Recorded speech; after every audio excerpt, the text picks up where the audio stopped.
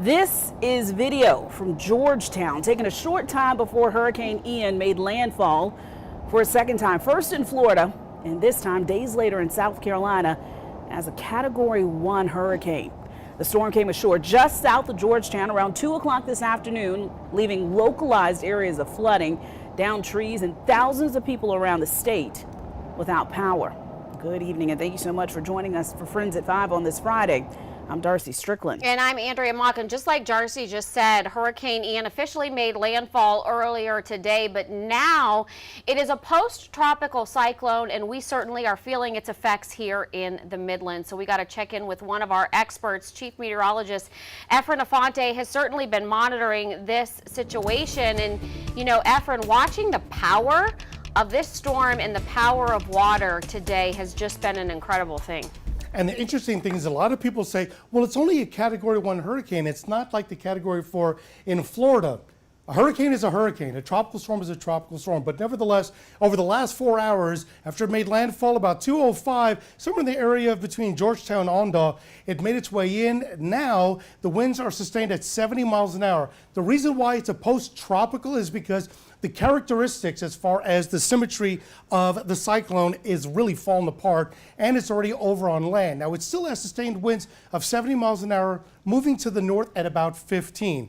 The spaghetti models, as well as the National Hurricane Center track, does take it that regardless of whether it scoots a little bit closer to Florence County or it moves into North Carolina, it is heading north, and within the next 3 to 4 hours, that area of low pressure that was Ian, still Ian, will be in North Carolina and be out of the Palmetto State.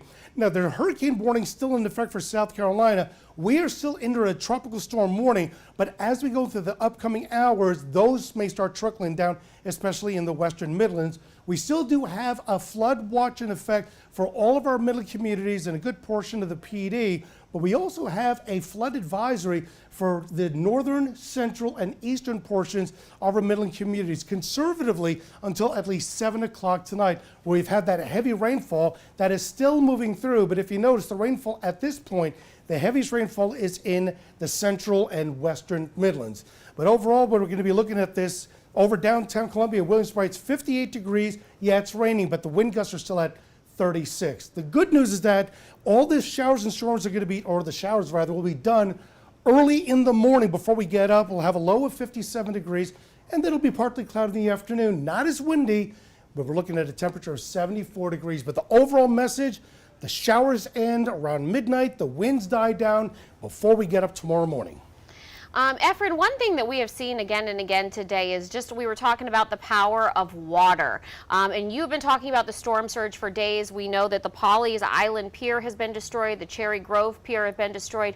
What is it about the force of water in a hurricane that gives it the power to do something like that?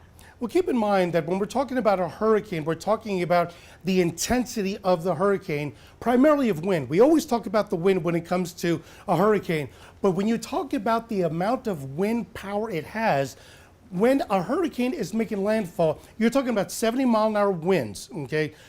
You take that amount of wind and play around as if you were talking about kids. When they're in the bathtub and they push the water, you see that wave come up and it comes back. That is exact same wind force. So when you're pushing that much 70-mile-an-hour winds against the water, that water is going to push forward. And when you're talking about a tropical cyclone that's over 200 kilometers wide, all of that water is being pushed in the same direction. So when you get to sea level at 0, which is right at the shores, that water is going to push in, and depending how flat the area is off the beaches, that can move in 2, 3, even 4 miles like it did in Florida. Efren, that was a really good analogy. You just taught me something, like a kid in the bathtub pushing it. It's got to rush in and then it rushes back out. Exactly. Let's talk about this flood advisory, because I know people are going to be concerned about that as well, Efren, as we move through this evening. Well, we already did have a flood watch as it went into effect because we were anticipating a lot of rainfall, and that's what we have for the watches that are still in effect for most of the Midlands.